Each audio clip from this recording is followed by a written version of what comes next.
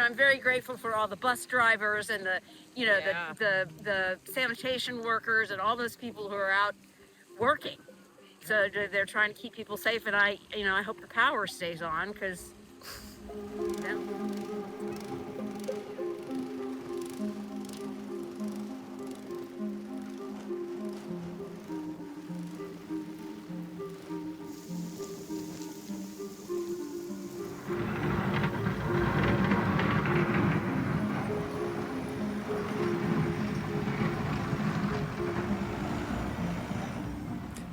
Yesterday, the storm that our city had spent days preparing for finally arrived.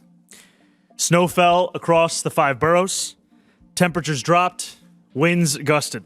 To be clear, that's what drives all of our decisions, is safety. That's why we made the decision for today to be remote, because the conditions were so hazardous that we didn't want there to be so many more New Yorkers who were out having to come to school.